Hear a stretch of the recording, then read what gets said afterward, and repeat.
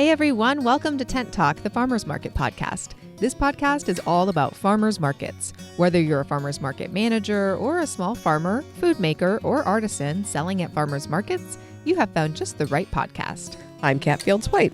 And I'm Bridget Myers. We're longtime farmers market managers, educators, and consultants. Get ready to catch up on all things farmers market pros with us. We're kicking off this month of marketing episodes with today's chat about the latest tips and tricks for keeping your social media followers informed and engaged, and how we're feeling about online platforms. Today's episode of Tent Talk, the Farmers Market podcast, is supported by Meridian Rapid Defense Group, making the joy of participating and shopping at farmers markets safer. Whether for safety or public health protocols, busy markets in places like Atwater Village, San Luis Obispo, Beverly Hills, and more use Meridian's flexible, easy-to-place vehicle barricades to secure their footprints. In today's world, our already complicated job description also includes risk management and safety officer duties. If you're ready to explore getting help to secure your farmers market location, contact Meridian Rapid Defense Group by clicking their logo on the resource page at farmersmarketpros.com. Welcome back to Tent Talk, everybody. Today, Kat and I are digging into the latest tips we've heard for getting the most out of your social media outreach and what we're seeing and hearing about those platforms lately. Picked up some good information at the Intense conference. Yes. Last month. It was buzzing with kind of marketing chatter and social media and how that's working or not working for folks in the farmers market space. I feel like those are always some of the most popular presentations. Like, Yes. Tuesday morning, we always try to devote to marketing sessions, and I feel like those are popular because they're needed. And it's because it's something that you can take home and immediately act on it. Absolutely. I feel like social media, just 24-hour news cycle and all these things, it's very just constant. And so it gets really draining and it can burn you out really quickly, the marketing part. But it's very important. So you need to keep doing it. And it can be fun. So really reminding yourself that there are these fun avenues you can take when doing social media marketing, that's helpful. Learning new things or reminding yourself of strategies, I think, can help kind of rejuvenate and re-energize your presence in social media. So it was great to talk about that. And I think that's why those sessions are always really popular, is we always get some new nuggets of information, but also it's just okay, we need to talk about this. What are the strategies that you're doing? Let's share ideas and it can be fun. It can be fun. Mm-hmm. Yeah. Mm-hmm. If you don't get slogged down into doing the same old thing every time. Exactly. Okay. So let's talk online marketing today. Yep. I mean, we love email newsletters, and we're going to dig into those later this month because we also had a really good presentation at the conference on newsletters. But today, we've always said that you need to use all the ways to reach people because everybody communicates differently. We talked earlier today, offline actually, about the fact that I don't really listen to podcasts. Still to this day. We also said we're approaching our 7-year anniversary here at Tent Talk, and we still haven't pulled Kat onto the podcast train. So I'm just giving up. I don't think you're ever going to listen to them, and that's fine. I kind of listen to them sometimes, but then I end up multitasking, and sometimes that involves reading. You can't really read and listen to a podcast at the same time and absorb both. I feel like if anyone could do it, you could do it. True. Sometimes I feel like I'm sort of getting it, but clearly I'm not getting the whole thing. But I think it's just important to remember that everybody communicates and everybody hears things in different ways. So some people need to see something written down, and some people need to hear something, and that's how they absorb things best. And the same thing, there's so many ways to communicate now. I mean, how many of your vendors have you had to figure out finally that they're not going to read the email, Mm-hmm. they're not going to respond to a text, but hey, if you WhatsApp them, you might get an answer to how many tents they need this week. I'm telling you, which is I'm shaking right now because it's that's so true, where I'm tried to just really forcefully tell everybody you have to email. Email is the way I communicate. And that has worked for literally 98% of my vendors and farmers. But there's just really those 2% that are hanging on, and it's they're not going to open the newsletter, and then I'm going to see them at the market and I'm going to be like, hey, I emailed you about this, and they're going to say, sorry, I saw that you emailed me. I didn't open it. That's the one I love. I mean, it's just come on. I'm not emailing you to chit chat. Yeah, right. So I do have, so I have a market cell phone, and sometimes I text people, but I don't want everyone texting me. So it's No. you have to find what works best for most people. Right. And really I focus my attention on email because of that. And so same with marketing. You need to find what's best for most of your shoppers, Right. where you're getting the best ROI, and focus attention on that. Because if you try to spread yourself across all these platforms and ways that you can communicate, you're either going to have to get a team of 20 people just to do that, or you're just really going to burn out. So I think this is why we're having this discussion, is like, talk about the pros and cons of each avenue you can take, and then really figure out what's best for what you need to do for your market, and also you yourself. Like, if you're not a podcast listener, don't go into a job where you have to listen to podcasts all Right. the time. I don't mind making them. Yeah, you can just host them. You're good at talking, not listening? Is that what you're saying? Oh. Just kidding. Burn. Just kidding. I will tell you this. I'm not going to start communicating on Signal because you never know who's in those conversations. Don't do it. It's not safe. Remember what your parents are telling all those teenagers, like, anything can be screenshotted. That's Kids, right. listen up. Of course, we're only putting out positive information. Yeah. Nothing dangerous. We're fine. We're just trolling a little bit. It's okay. So I think still the most common platform for people to work on nowadays are Facebook and Instagram. Yes. What Right. can be, contentious for some, but really effective. It's like you kind of have to weigh, like, who's out there, who you're trying to reach, what is the main benefit, what's the mission of your marketing. And it's like, look, if your shoppers are on Instagram, you need to give them the information that they need about your market on Instagram. Yeah. There's a lot of clutter there. Yeah. And I think there's some philosophical issues with things about Instagram Yeah. and Facebook. But the fact is, I think Instagram in particular, maybe more than Facebook really, tends to stay, if you stay out of threads, Instagram in general tends to stay pretty benign, I think. It can It's be. Yeah. mostly fun. It's mostly fun. And if you're really just like businesses kind of conveying information that needs to get to customers, or sharing new products and things like that, it can be like a fine place to be. I find information about businesses that I go to on Instagram. Right. Or find out new information too. Yeah. And you can kind of, if you're not into it, you can look away from the political stuff on Instagram. Yeah. You can just post and then leave it. Yeah. Yeah. Yeah. So I think that's where a lot of folks are still hanging out. It does certainly, both of those platforms do seem to still be really playing with the algorithm, changing the rules all the time.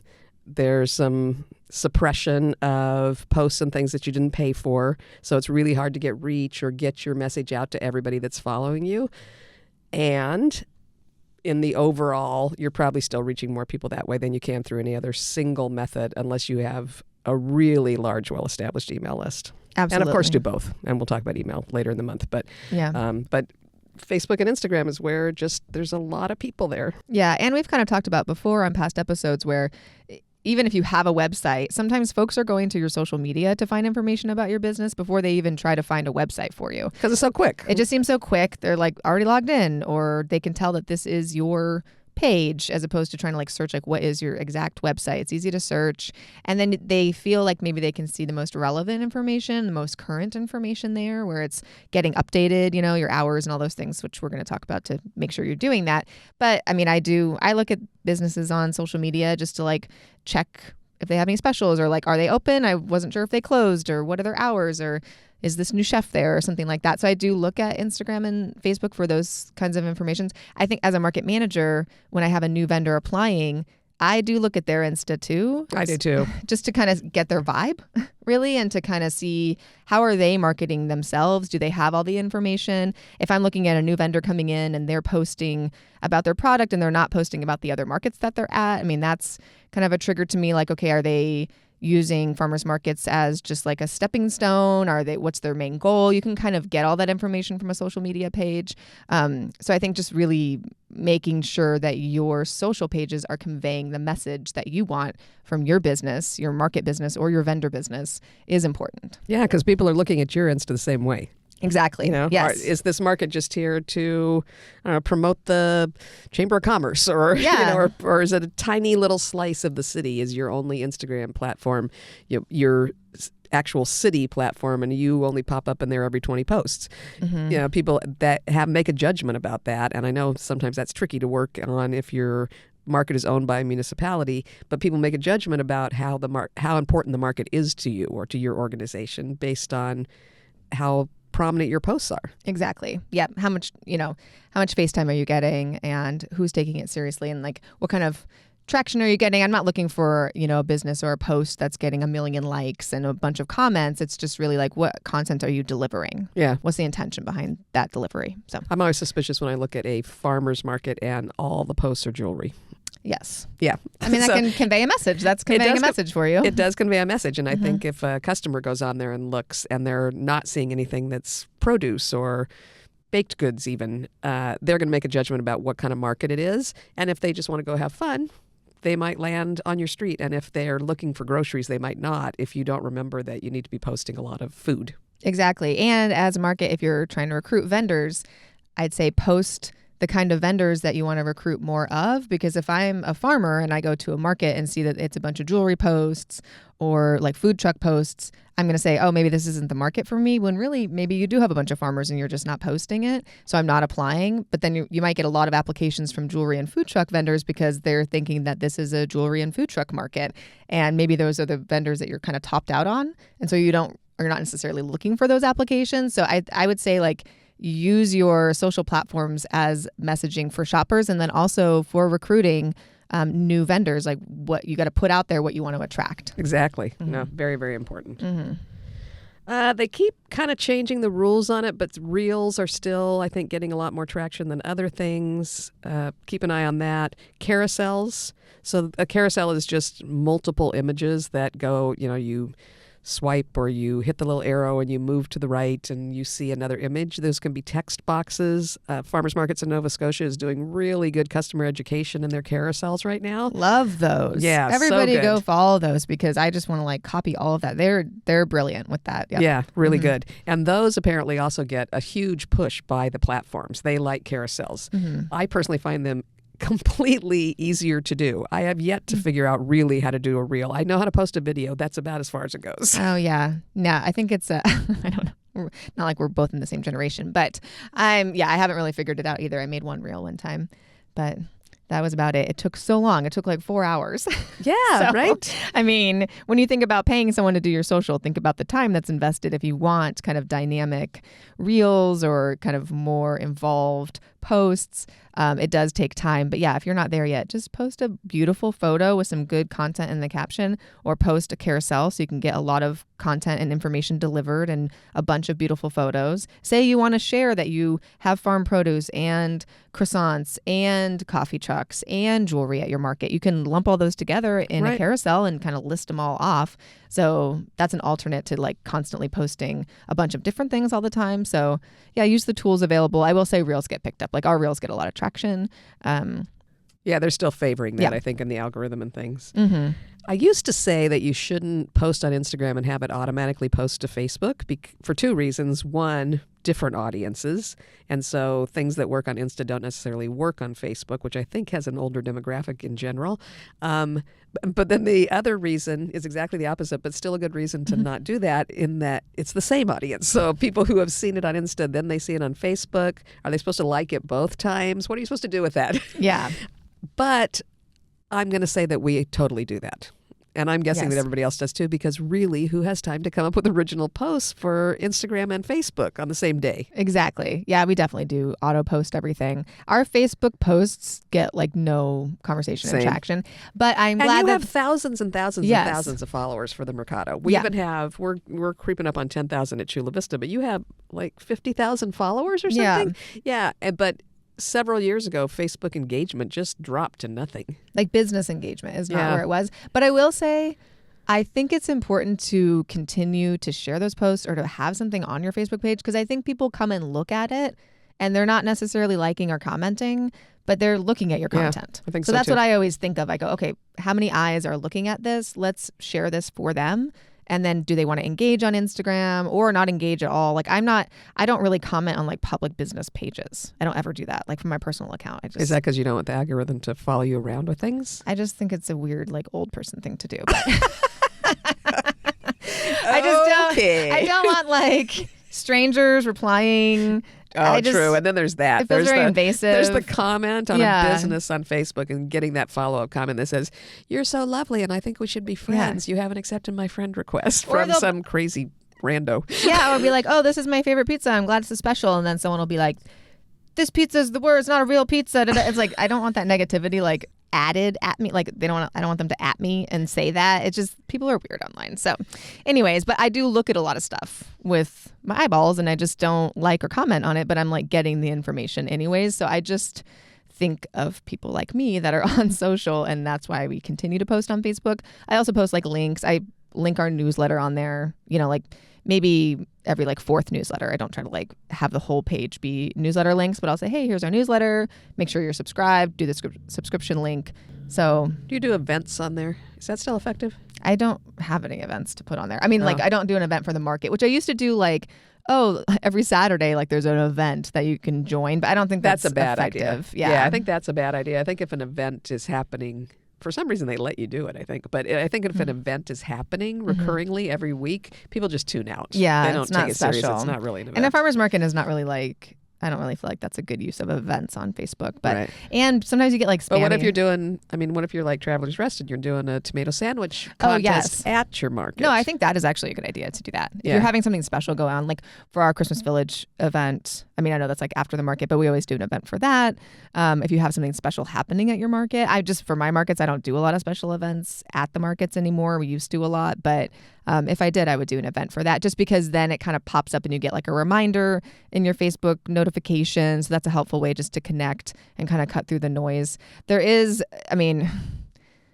it depends on kind of who's joining that. But when we do the event for Christmas Village, we get people posting in there like, hey, we're still looking for vendors, like Venmo me and I'll pop you in. Like, so we get so trolled on that we just like disable all the comments and stuff, because it just gets so much visibility that people go in there and they try to like fake out vendors, which is so sad, because I think vendors like are so excited, even though we'll be sold out for months, and people will be very excited like, oh, they're still getting vendors. And I get so offended because it's some like, Debbie Smith will be like, I'm running this, like email me, I'm the market manager. I'm like, hey, but it's just a spam bot. But then they're getting people to like Venmo a deposit for a vendor space when it's like that's not happening real. Actually, even just on regular posts. So Yeah. I'm hearing that all over the country. We actually have a call with Pennsylvania market managers in a couple of days to talk about that, because it's just so widespread. I think they got like some kind of search bot on there where if you say vendor or market or event, these things start popping up where it's telling people, Venmo me your vendor fee. And then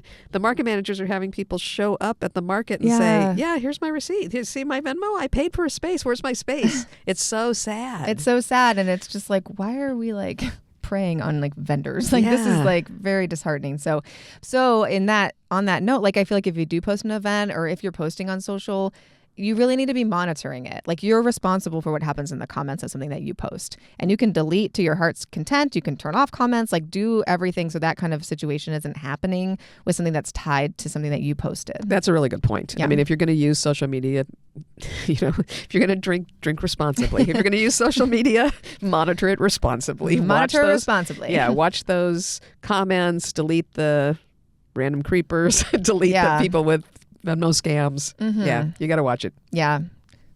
This is very positive about social media. It's still a great thing. Don't worry. Social media has really good points, and like many things with really good points, has some bad points too. You just got to watch it. Yeah. Exactly. Again, very effective. But so one way to avoid that a little bit is to do private groups. So are Insta groups a thing? They were for a minute, right? I've never been in such a thing. Yeah, Were they? I haven't either. I think they were for a second. They had Insta groups, or you could message, like DM people on Insta with a certain number of people. I don't think it's effective for a customer thing. It might. Yeah. I feel like we had somebody on the podcast a couple of years ago that was using that to communicate with vendors. Yeah. I think they have a I good think there's limits. They have a good like spam filter on the DMs, I will say. Yeah. Like you get like an other box and you can look at it and it's all just like spam. Right. So yeah, they do a good job like filtering that out, so that might not be the best. Yeah. DMs might not be the best. I think DMs are more of a one-on-one thing. Yeah. That would work more if you're a vendor, maybe, and you have a special offer or something like that. They can do that. I feel like maybe you guys did it one time for an anniversary or celebrating a certain number of followers, and so you could DM to get a word to get into a raffle-y type thing, something like that. Yeah, we did do something like that. Yeah. But yeah, I wouldn't do that not anymore just to publicize. the DMs are just like so busy. So it depends like how much interaction are you already having, and just are you going to invite more like clutter to that? Right. Facebook groups. Now that I think some people are using effectively. They'll have friends of the Little Lily Mercado, friends of the Columbia Farmers Market, what have you, so that shoppers can come on there, and maybe vendors can go in there and post what their special is or what's newly in season or anything like that. Yeah. And groups are much easier, especially if it's a private group and you got to sign up to get in. You miss all the spammers and things. Yeah. I will say that what people don't realize, and it didn't used to be true, but it's definitely true now, is that there's an algorithm inside private groups as well. So you can post inside our private group, for instance, at Farmers Market Pros on Facebook. 7 people might see it. 1,000 people might see it. Yeah. It depends on what Facebook is pushing that day. So that doesn't always get the reach that you think it does just because it's a private group. Yeah, and it doesn't seem to be like a timeline either. It's like more engaged posts get pushed to the top, which just Exactly. keeps them even more engaged. So I know there's a pro and con to that as well. It's like kind of giving people what they want to talk about. But yeah, it's not always the best way to get information out there. It does work for like discussion groups. I think some market managers maybe have a Facebook group for them and their vendors so they can talk about market stuff and say, oh, hey, coming up, like there's street construction, or don't forget your tent weights or something. I mean, like, or this event's happening down the street after the market or something like that. So that could work to bring community together. But just overall for shoppers and things like that, it just might not get the some reach. some people seem to be doing a good job with it, but it's a whole thing. And moderating a private group is a whole thing. Oh, people do not realize how hard it is to moderate a private Facebook group, and especially like an engaged And keep it one. relevant. And keep it relevant Yeah. and keep it like with you have to have kind of like, how do you want this group to be? Like, what do you want the conversations to be like? What are we here for? Group rules, all that stuff. I mean, I help moderate the school group at my kid's school, and it's like mostly really wonderful, but it does need to be moderated. And there's a lot of people in there like asking questions. So if they're just asking questions and no one's answering them, like as the moderator, you should be there answering them. Right. Or tagging someone who knows the answer so that they're getting a benefit out of being in that group. Because if people are just asking questions and still confused, like what's the point of the group? Yeah. So yeah, moderating a dynamic Facebook group is a lot of work. So before you start one and thinking you're going to get a lot of people in there, think about the time needed for that. Right. Yeah. And either add somebody else on your team to help you moderate or just understand that you're going to have to put aside some period of your time to deal with it. Yeah, for sure. But they can be so beneficial too. There are other groups. So for folks that are thinking of getting off of Facebook and Insta because of whatever philosophical attitude they have or frustration with not having their post actually reach everybody that's following them, there are some other ways to do that. There's old school Google listservs. Yeah. I mean, those are still floating around. Yep. I'm in some organizations that use those. You could use that for shoppers and certainly for vendors. I'm a huge fan of Skool right now, Skool. They are doing great groups. It's not terribly expensive to be on there, but there is a cost, which is good because it means not everybody on a whim starts a school group. So somebody that's doing it is paying something for it every month to be like the owner of that group. So they tend to be watching it. So those groups stay really engaged. It's free to be on there. We may actually move our group over there at some point, not too far in the future.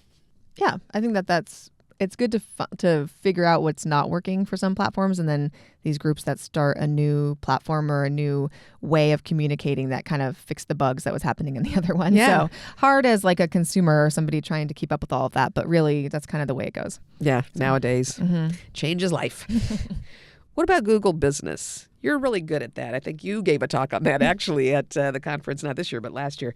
Is there a social aspect to Google Business? I know you watch your reviews closely and you moderate comments and that kind of thing, but is that really a social platform? I mean, I think of review sites as kind of like a leg of my marketing and social kind of job that we have to do as market managers. On Google Business, you can make posts.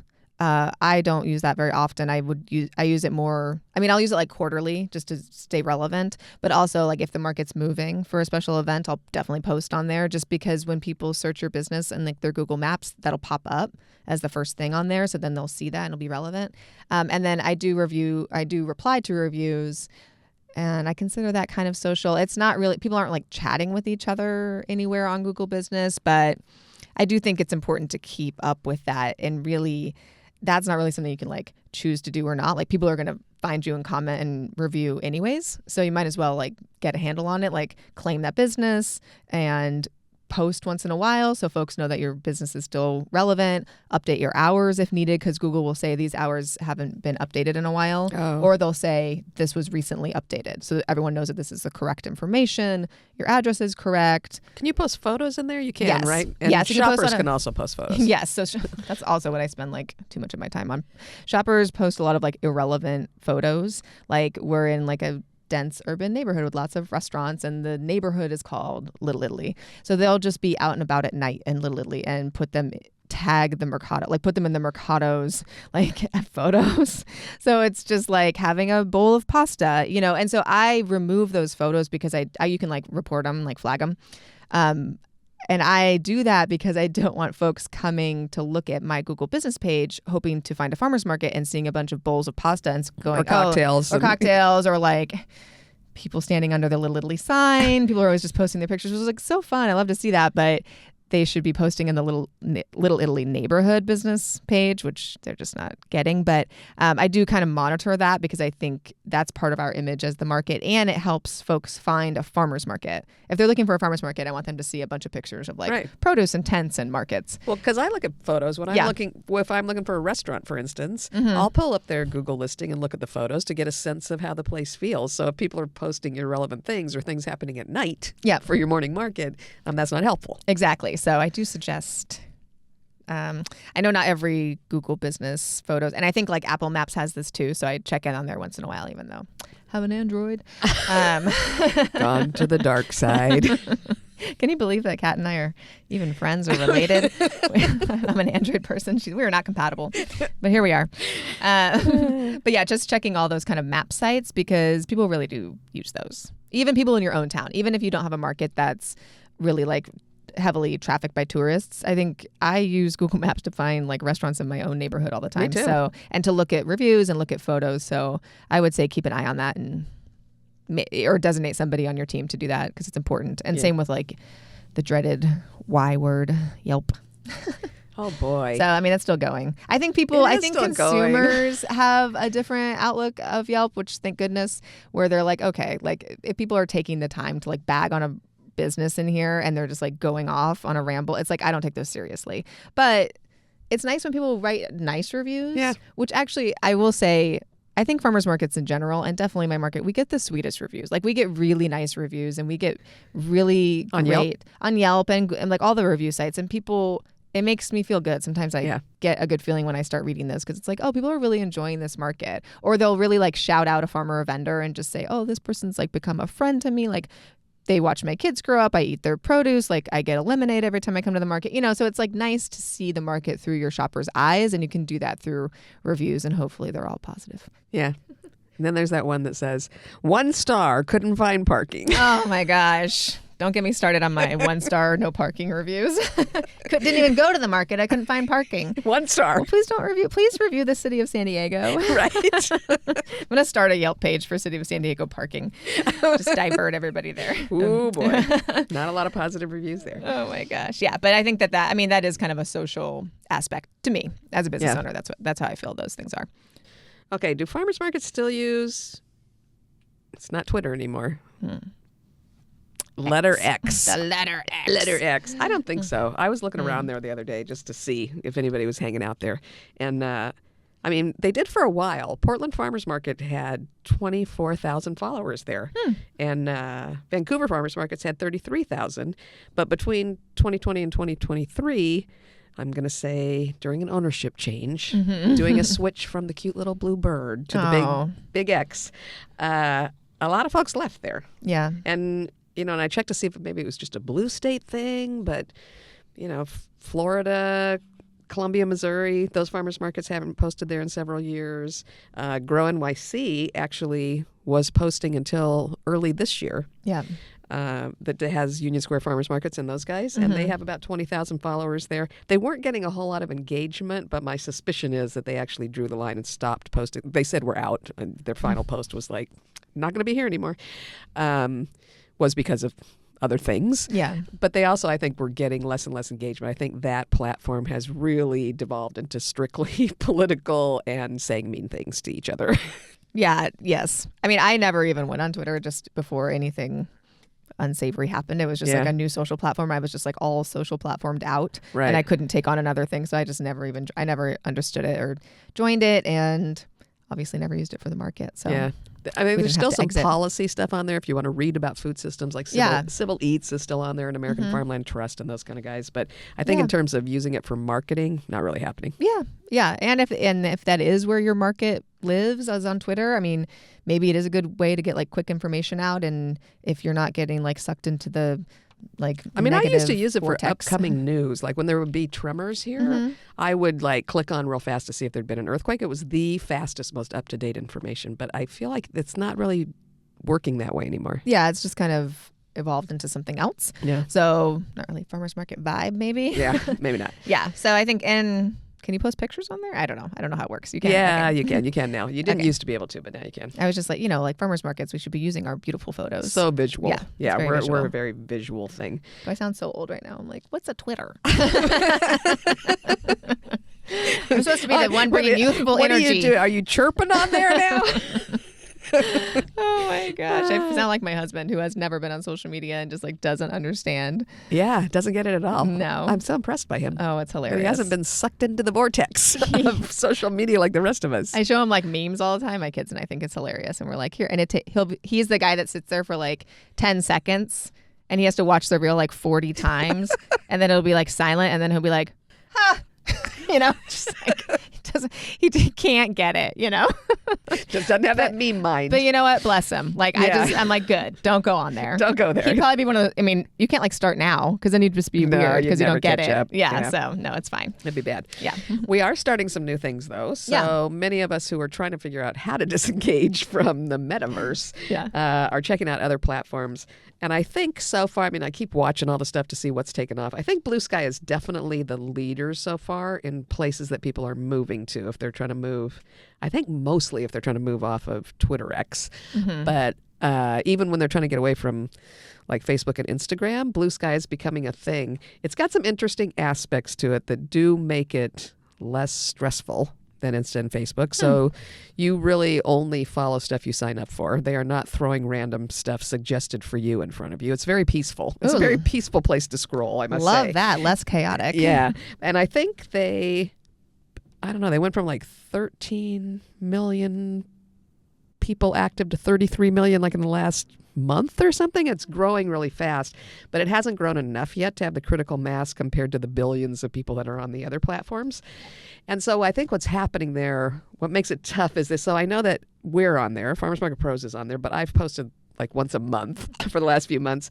Napa Farmers Market is on there. Again, I check them. They post on Insta every day, maybe twice a day, but they're only posting on Blue Sky like every few weeks. The other farmers markets that I follow on there, same thing. They're not posting there very often. And I would imagine that what's happening with them is the same thing that happens to me, which is, it's that slot machine pull on social media. You post and then you check it every couple of seconds to see if you've got more people liking it.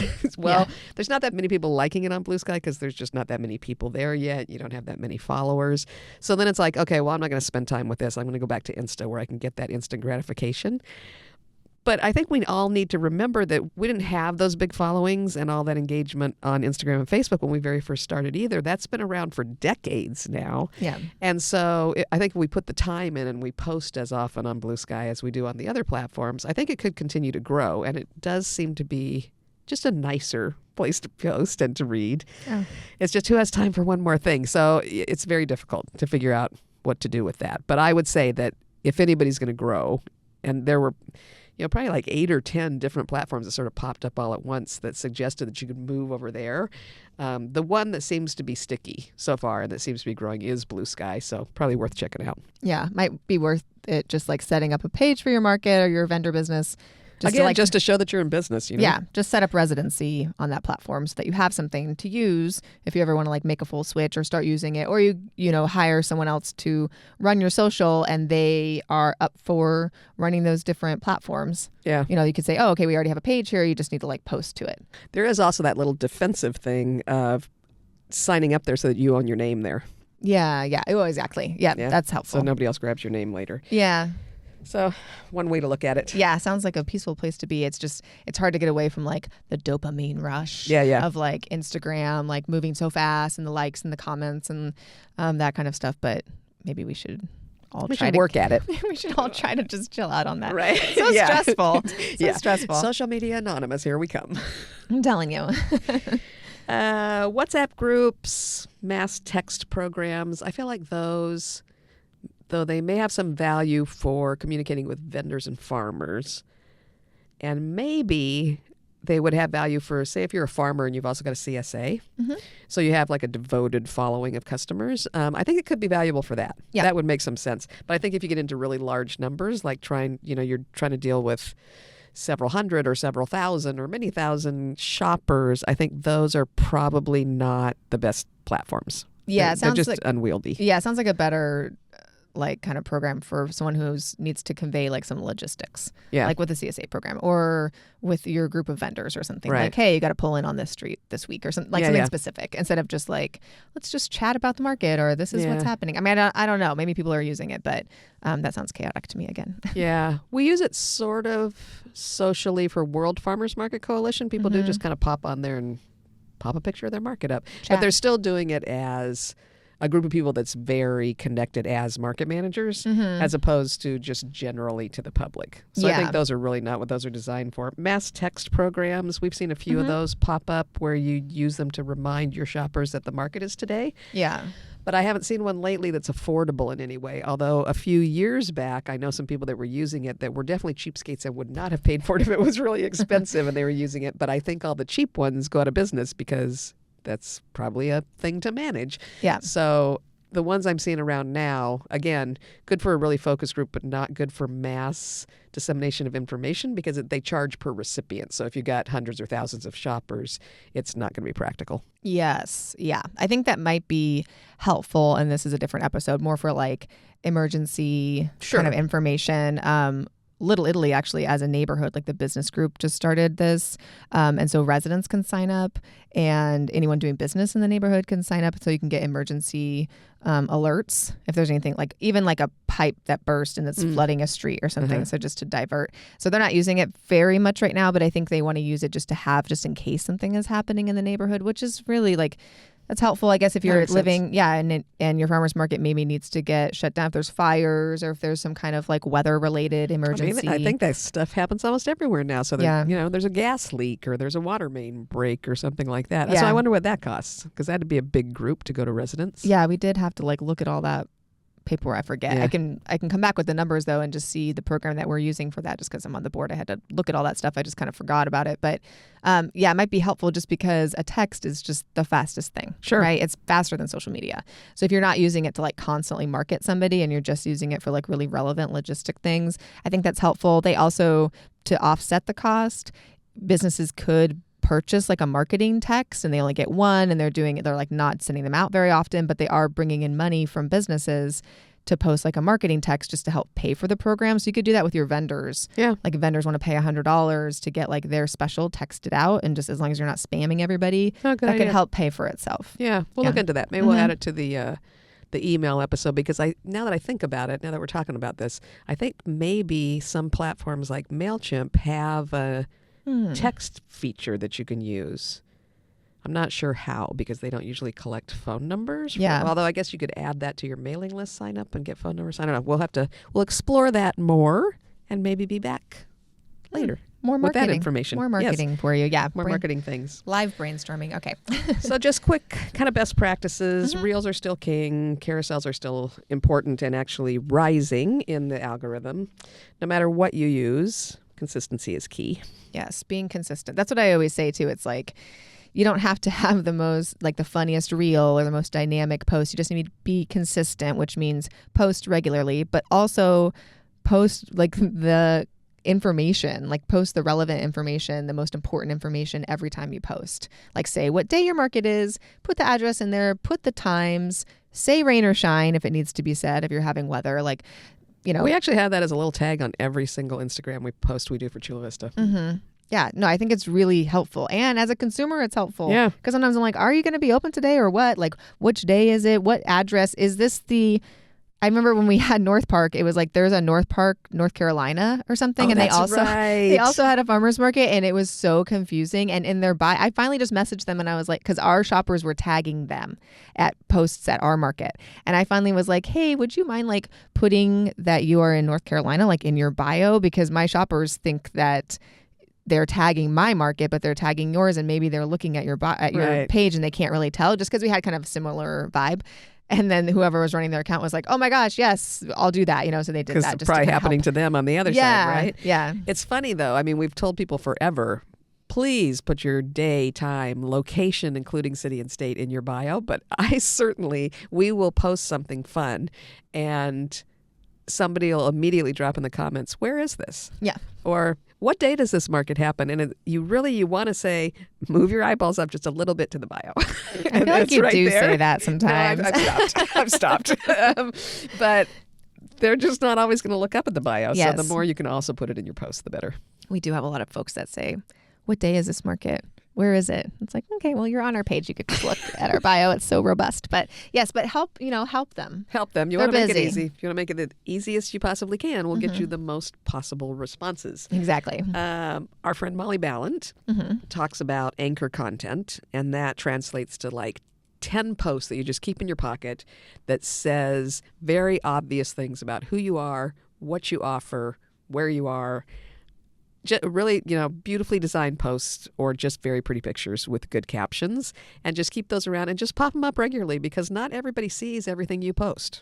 So it's okay if you repeat. So just keep those 10 kind of anchor content posts around and just keep reusing them when you don't have time to create a new post that day. Yeah, if it's a great photo that really relays what your market has going on, just use it, as opposed to, oh, I need to use a new photo and this one isn't as great, I'm going to post that. You're going to post the photo that's not as great? Just use the good one. Use a good one. As long as it's still relevant. Honestly, nobody's looking at your page the way you look at it. Yeah. Nobody is looking at your feed and going, they used that photo 2 weeks ago. They don't care. Scrolling down and comparing. They don't care. They're just like, oh, yeah, the market's tomorrow. I got to go. Right. That's exactly how that works. Grab my wallet.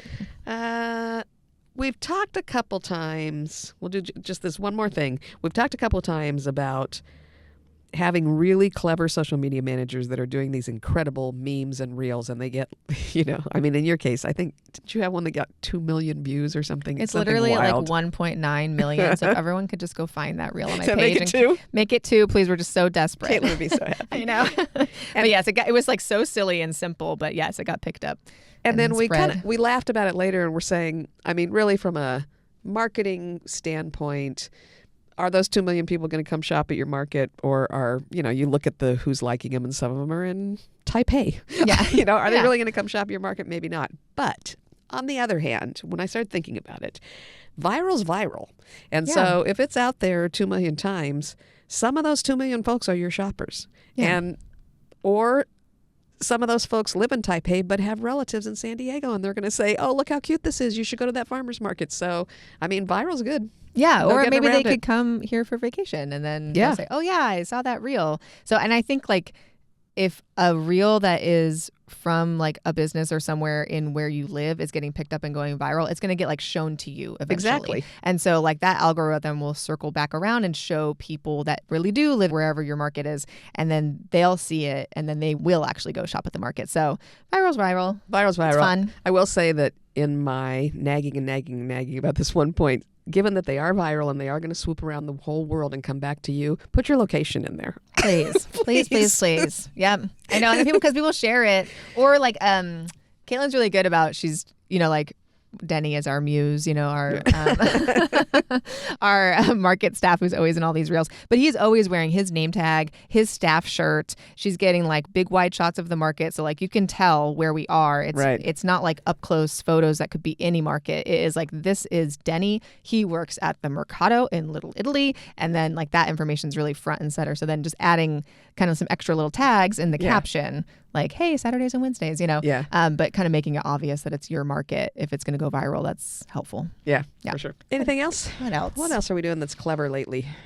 There's the whole trending audio thing. We could talk about it if I understood it. Do you understand it? Nope. No, neither. Okay, but look that up. But Caitlin does. Right. Somebody does. Some markets are doing such a great job. Yeah. Actually, I will say, like, we just had this conversation, and I know we talked about this at the conference too, but like Caitlin, who does our social media, has like really stepped it up and has just issued this amazing content out about farmers markets. And so and everyone's like, oh, it's so fun. So I feel like other markets are picking up on the fact that people want to see farmers market content. It's happy. Yeah. It's fun to look at. You can make it funny. Whereas at first, And beautiful. It's always beautiful. Yeah, it's always beautiful. Like no matter where you are, even on the rainy day, she does like rainy day, like hilarious, over audio. There, some track. I can't talk about it, but Caitlin can come on here one day and talk about in technical terms.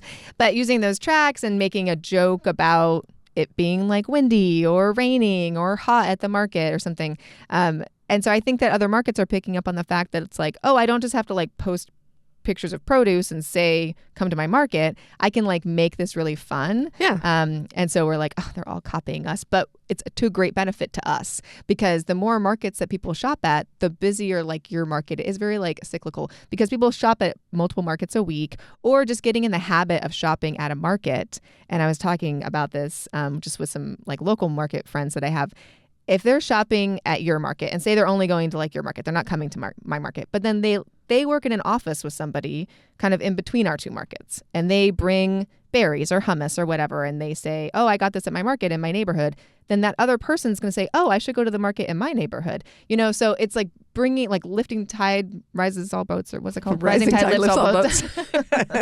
Whatever the expression. It's like, yes, all the markets should be making their markets busier. It's good for you. Yeah. So now we've started like sharing stories, like sharing each other's stories. Like I'll say, oh, hey, did you miss the market today on Wednesday? Like, don't worry, like North Park's tomorrow. Go see our friends at North Park. And it's like, why not? Why wouldn't we be doing that? Like send Absolutely. Everybody everywhere. It's going to help Keep all of them us. out of the big box. Exactly. We're trying to like create a shopping habit. And a shopping habit means you shop at a farmer's market. Right. And so, I mean... Yes, let's cross-promote. Yes. I was just talking to somebody yesterday about how even 5 years ago, I feel like we would never promote somebody else's market. That was our quote-unquote competitor. Yeah. And then I think we all got our heads around this. Maybe the pandemic helped, honestly, but we got our heads around the fact that we as market people are all in this together, and promoting all markets promotes all markets. Exactly. And we're so much more powerful together. It's our, Speak Up for Farmers Markets theme this year. Yes. But we're keeping them out of the big box and right here shopping from local farmers and local businesses, and that's good for everybody. Yeah, exactly. And lifting up the farmers and vendors that are at other markets. If you're keeping farmers farming, you're keeping farmers farming. And those are your farmers in your county or your state or your area. So you should be helping them, lift them up too. I know when our market closed last year, we had like that horrible rain and we closed a market in the middle of the day, which is something we've never done before, just got flooded out. That night I was posting like, hey, we had to close the market today. Like that sucks. Our vendors all came out. They show up rain or shine. They were all there. That was a hard day for them because they lost sales because we had to close. But it's going to be a nice day tomorrow. Go to the Sunday market. Go shop Chula Vista. Go shop Hillcrest. Like go shop these other Sunday markets where you can find our vendors who had to close down today. And the vendors were like, hey, wow, like, thank you so much for doing that because that was really a horrible day for us. But then Sunday was really busy for us because people missed us on this day that we had to close. And it's like, yes, that kind of reiterated the fact to me that it's like, hey, I'm in the business to support these small businesses. Like I'm a small business and small farmer incubator. That's what I am as a market manager.